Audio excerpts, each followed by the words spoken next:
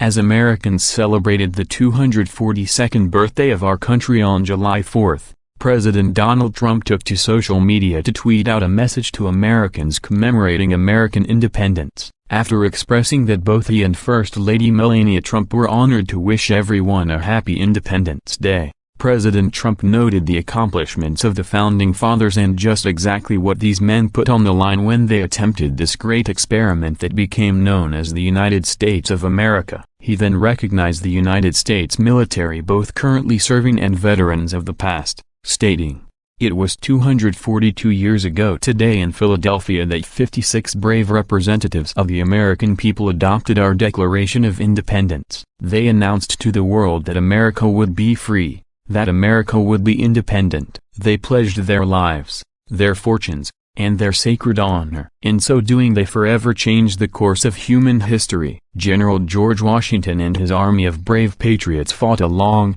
tough war with the British to win America's freedom. When they did, from Bunker Hill to Saratoga to Yorktown, American soldiers died to secure our independence and to make a sovereign nation. The president noted that this hallmark of courage is woven through the fabric of the history of America with those that serve in the military and their continued sacrifices. Today, as we celebrate the 4th of July with friends and family, let us never forget our freedom has been earned through the blood and sweat and sacrifice of American heroes. And these were great American heroes. And let us share the grateful heart of our nation with every veteran and member of the United States Armed Forces. Truly special people, we are in awe of their courage and we are eternally in their debt. Together, we honor their noble sacrifice by pledging our love and loyalty to our country, our flag and our fellow citizens. Yet rather celebrate America. The leftist progressives took turns taking potshots. The festivities began with the Washington Post choosing to mock President Trump because the rich and famous of Hollywood and their musical counterparts were not performing at this year's White House Independence Day celebration. It seems the fact that this year's event was organized by the USO for more than 1,000 military troops and their families and the significance of that passed them by. WAPO made sure to compare the 2018 celebration of our nation's birth with the 2009 celebration under former President Barack Obama, where comedian Jimmy Fallon, the Foo Fighters, and singer Michelle Branch performed, making snide comparisons, stating, "This year, taking the stage will be 2 American Idol finalists, as in, not actual winners." Ever heard of Jax, Johnny Brents? Not ringing a bell? You're not alone. Singer Jax was told by one such enlightened individual to burn in hell for choosing to perform for the USO at this year's celebration by Edgelove. Interestingly, Jax, who WAPO snarkily notes finished 3rd on American Idol in 2015, neatly put social media haters and WAPO critics in their place by tweeting, "I would have jumped at the chance to perform for any president. It's an honor and once-in-a-lifetime opportunity to perform at the White House for a military event.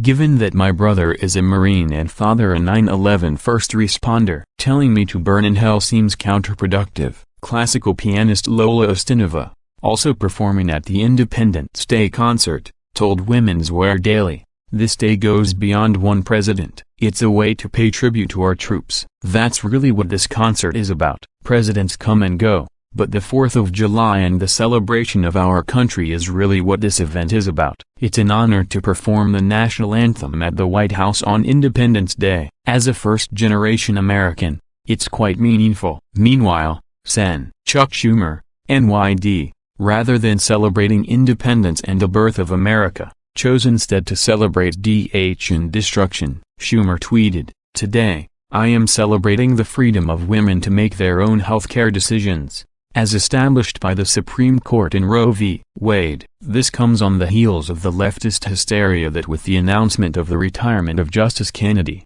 the Roe v. Wade decision may be overturned. Kennedy was the swing vote in 1992 when he chose to reaffirm the disastrous decision responsible for the wholesale slaughter of the unborn. Since at least 2005, Kennedy has been the swing vote on some of the court's most controversial decisions, and has been responsible for several 5-4 rulings, such as the legalization of same-sex marriage, the preservation of Roe v. Wade, the upholding of warrantless wiretapping, and the overturning of Washington, D.C. SHN ban. The host of America Talks Live, John Cardillo, called Schumer out for his disgusting tweet, stating in a tweeted response, "Really, at Sen Schumer? Abortion is your first thought on July 4th? It seems the left has quite literally gone over the edge as they used Independence Day as a means to trash America while continuing to spread their message of violence, hate, and negativity. As they continue to push the envelope,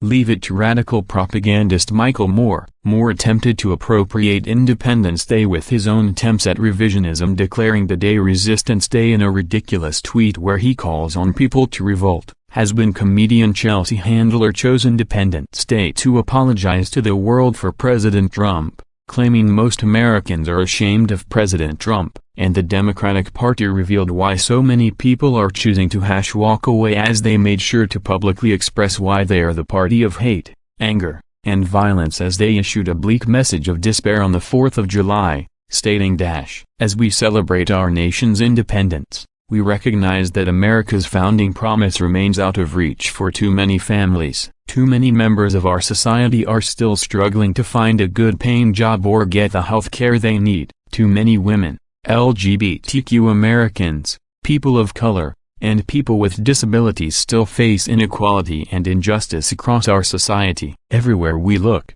our most fundamental values are under attack. Thousands of children have been separated from their parents at our southern border. At our highest court, workers' rights are being taken away. Voting rights are under assault. Muslim Americans are being discriminated against because of their faith, and women's right to choose is under threat like never before." Democrats reaffirm our commitment to fighting for the values of inclusion and opportunity for everyone. Yet it seems President Trump does not share this view of America. Instead, President Trump celebrated American accomplishments, proclaiming our country is doing great. Interestingly enough, it seems the majority of Americans agree with President Trump's sentiments. The newest Gallup poll reveals that some 55% of American adults believe that the country's best days are still ahead. This is an increase over 2012, when just 47% of Americans believed the same. Americans are hopeful again about the prospect of making America great.